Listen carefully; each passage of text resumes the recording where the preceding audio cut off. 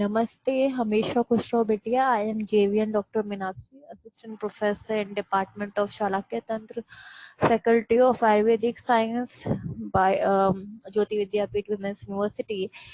In previous session, we discussing the applied physiology of the aqueous humor. We are discussing the aqueous humor, volume, function, refractive index, composition, and the composition of aqueous humor differs from composition of the uh, posterior chamber. So now we'll study the aqueous humor production.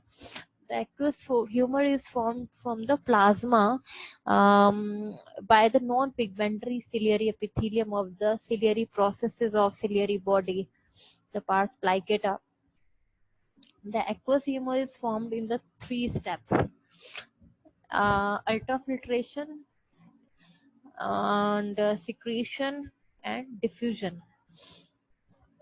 So first of all, by ultrafiltration, most of the plasma substances pass out from the capillary wall, loose connective tissue and pigment epithelium of the ciliary processes. Thus, the plasma filtrate accumulates behind the non-pigment epithelium of ciliary processes. Then the secretion. The tight junctions between the cells of the non-pigment epithelium create part of blood aqueous barrier. Certain substances are actively transported across this barrier into the posterior chamber. The active transport is brought about by potassium ions, sodium activated ATPase pump, and carbonic anhydrase enzyme system. The substances that are actively transported include the sodium, chlorides, potassium, ascorbic acid, amino acids, and bicarbonate. Then third step is the diffusion. The active transport of these substances across the non-pigmented ciliary epithelium results in an osmotic gradient, leading to the movement of other plasma constituents into the posterior chamber by ultrafiltration and diffusion. Sodium is primarily responsible for the movement of water into the posterior chamber. These are the three steps.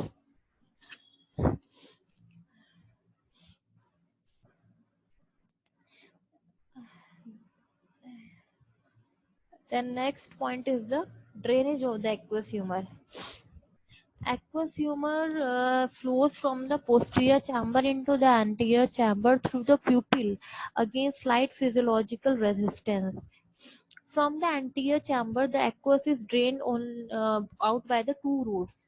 One is the trabecular outflow and other is the uveoscleral or unconventional outflow. The trabecular meshwork is the main outlet for uh, aqueous from the anterior chamber.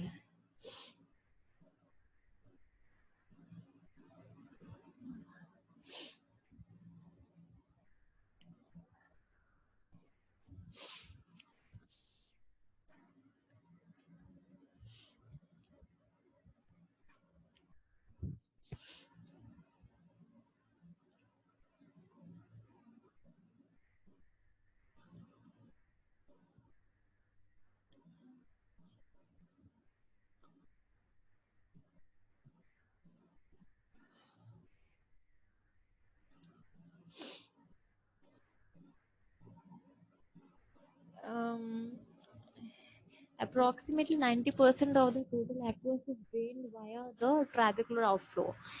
Um, the free flow of aqueous occurs from the trabecular meshwork.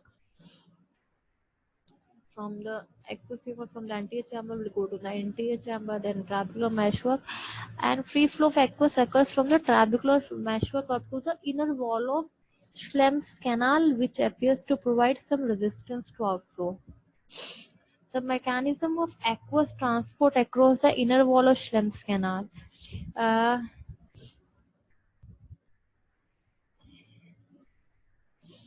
it is a partially understood vacuolation theory is there. It was one of the most accepted view till recent past. The passive filter mechanism occurs through the leaky pores in the endothelial cells, through the contraction filament, through the Sondermann's channels, and the vacuolation theory was given. It was the most accepted view. And the other mechanism of aqueous transport across the inner wall of Schlemm's canal was the aqueous outflow active pump mechanism. What is the vacuolation theory of aqueous transport across the inner wall of the Schlemm's canal? According to it, the transcellular spaces exist in the endothelial cells forming the inner wall of the Schlemm's canal. They are called the transcellular spaces. These open as a system of vacuoles and pores, primarily in response to pressure, and transport the aqueous from the juxtacanalicular connective tissue to the Schlemm's canal. From the Schlemm's canal, the aqueous is transported via 25-35 external collector channels into the episcleral veins by direct and indirect system. A pressure gradient between intraocular pressure and intrascleral venous pressure is responsible for unidirectional flow of aqueous. So is the vacuolation theory. They have shown the non-vacuolated stage first, then they have shown the stage of early enfolding of basal surface of endothelial cell. Then third, they show the stage of macrovacuolar structure formation. In fourth, they have shown the stage of vacuolar transcellular channel formation.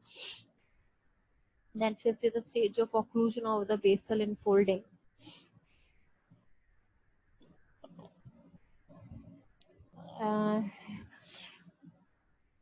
The second drainage system was the this uvascular outflow, unconventional outflow. It is responsible for about 10% of the total aqueous outflow. Aqueous passes across the ciliary body into the suprachoroidal space, and it is drained by the venous circulation in the ciliary body, choroid, and sclera. It is summarized in this flowchart very clearly. Then the important factor is the intraocular pressure. The intraocular pressure refers to the pressure exerted by the intraocular fluids on the course of the eyeball. The normal intraocular pressure varies between 10 and 21 mmFHg, and the normal level of IOP is essentially maintained by a dynamic equilibrium between the formation of and the outflow of the aqueous humor. It is determined by the rate of aqueous secretion and the rate of outflow. If there is equilibrium, then the normal level of intraocular pressure will be there.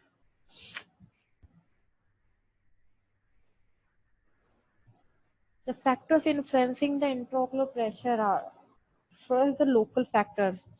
The rate of aqueous formation, which in turn is influenced by the permeability of ciliary capillaries and osmotic pressure of the blood.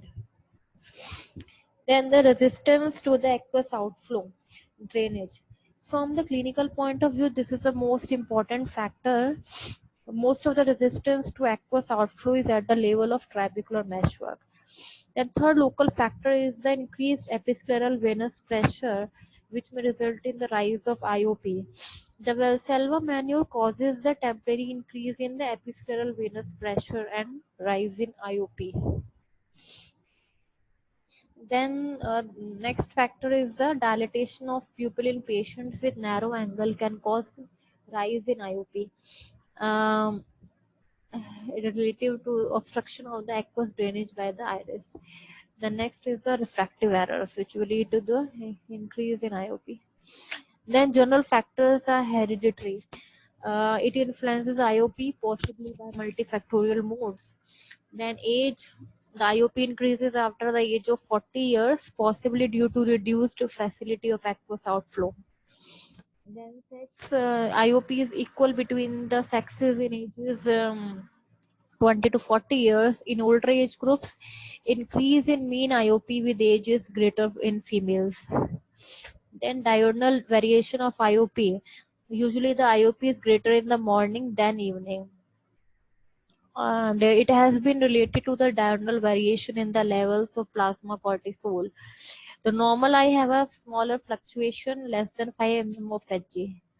Then postural variations, IOP increases when changing from the sitting to the supine position. Then blood pressure. As such, does not have long-term effect on the IOP. However, the prevalence of glaucoma is marginally more in hypertensives than the normotensives. Then osmotic pressure of blood. An increase in the plasma osmolarity is associated with the decrease in IOP and vice versa. Then general anesthetics and drugs also influence IOP, like alcohol lowers the IOP, tobacco smoking, caffeine and steroids may cause rise in IOP. In addition, there are many anti-glaucoma drugs which lower the IOP. So here completes our anatomy and physiology of the applied physiology related to the glaucoma. Thank you so much. This session is powered by digital version 2.0 Jyoti Vidyapeeth Women's University. I hope you are satisfied with my digital session. If you have any query, please mention in the comment box. I will resolve it. Thank you so much. Diopter, which is the one third of the total refractive power of the eye. It is a 3/4 of the total refractive power of eye. That is, the total refractive power of eye is 60 diopter, and that of cornea is 45 diopter. Then the histology, there are 6 layers: anterior epithelium, Bowman's membrane, central stroma, Dua's layer, Descemet's membrane, endothelium. You can see in this image the epithelium, Bowman's layer, stroma, Dua's layer, Descemet's layer, and endothelium. First, the epithelium. The cornea epithelium is stratified, squamous, and non-keratinized. It is continuous with conjunctival epithelium at limbus, but having no goblet cells. Thickness is 50 to 90 micrometer. Consists of 5 or 6 layers of nucleated cells resting on a basal lamina, namely the basal cells, wing cells, and the surface cells.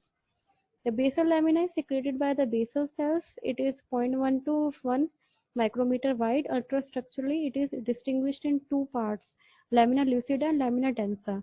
Lamina lucida is superficial, lamina densa is deep osmophilic. Then epithelial turnover. The early study suggested that the epithelium replaced approximately weekly by division of basal cells and the older shell from the surface. It is now recognized that the germinative region lies at the limbus. The stem cells and the cells migrate at a very slow rate to the center of cornea, which may be as long as the ear. Second layer, the Bowman's membrane. It binds the corneal stroma anteriorly with basement membrane of epithelium. It is not a true elastic membrane. Once destroyed, does not regenerate. Shows considerable resistance to infection and injury. Third layer is the stroma, which is 0.5 mm thick. The stroma or substantia propria occupies about 90% of the total corneal thickness. Composed of corneal collagen fibrils, keratocytes, and extracellular ground substances, the lamellae are arranged in many layers, 200 to 250, and are parallel to each other. The anterior one-third stroma has a lamella are thin, and in the posterior two-third of the stroma, the lamellae are larger. Next layer is the Dua's layer, which was discovered by Dr. Harminder Singh Dua at the University of Nottingham in 2013. It is a fourth layer which is 15 microns thick. It is a strong layer and impervious to air. Fifth layer is the Descemet's membrane. It is a strong homogeneous layer. It is a basement membrane of endothelium made up of the collagen and glycoproteins. It is elastic. It can regenerate. It has a resistance to chemical agents, infection, and pathological processes. The peripheral rim of Descemet's membrane is the internal landmark of the corneal limbus, and also it is the anterior limit of the trabecular measure, which is called the Schwalbe's line. Then the last layer is the endothelium. Corneal endothelium is a simple squamous epithelium. Endothelial cells are hexagonal, which forms a continuous mosaic pattern, best seen in specular microscopy. Cell density at birth is 6,000 cells per micrometer square, and in young adults 2,500 to 3,000 cells per square millimeter. The endothelial cells cannot divide or replicate. With aging, the cell density of the endothelium decreases, which is compensated by an increase in the cell size or shape. As these endothelial cells are involved in corneal hydration, they help in maintenance of corneal transparency. The blood supply of cornea. The cornea is a vascular structure. Small loops derived from the anterior ciliary vessels invade its periphery for about 1 mm. Actually, these loops are not in cornea but in the subconjunctival tissue which overlaps the cornea. Then the nerve supply of the cornea. Cornea is supplied by the anterior ciliary nerves, which are branches of the ophthalmic division of fifth cranial nerve. After going about 2 mm in cornea, the nerve loses their myelin sheath and divide dichotomously and forms 3 plexus: stromal plexus, subepithelial plexus, and the interepithelial plexus. Then the applied physiology of cornea. Primary physiological functions of the cornea are to act as a major refractive medium and to protect the intraocular contents.